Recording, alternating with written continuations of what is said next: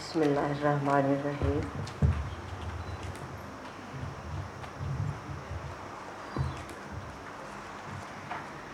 जी बिस्मिल्लाहिर्रहमानिर्रहीम। मैं बाबा जी दे एक शेर तो आगाज़ करनी है।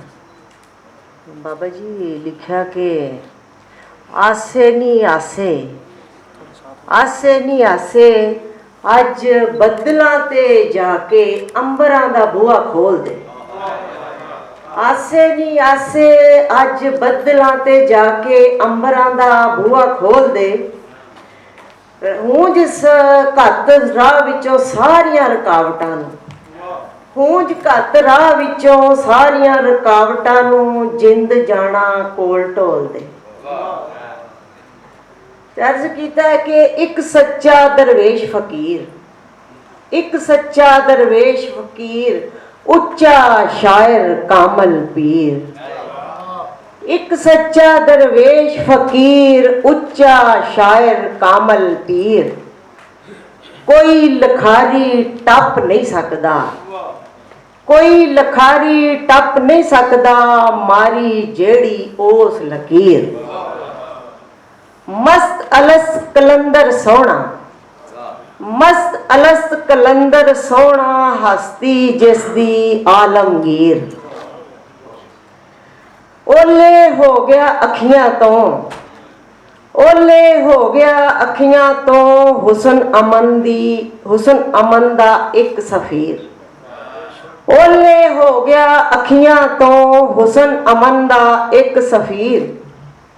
हक सच जेड़ी लिखदी सी, हक सच लिखदी सी जेड़ी, कलम ओदी नंगी शमशीर। हक सच जेड़ी लिखदी सी, कलम ओदी नंगी शमशीर। असल फकीर मोहम्मद दासी, असल फकीर मोहम्मद दासी, ना तनवीर बुखारी पीर। दुनिया नूं ठुकरा छड्डिया, दुनिया नूं ठुकरा छड्डिया, फकर फकर फकर फकीरी लई जागीर।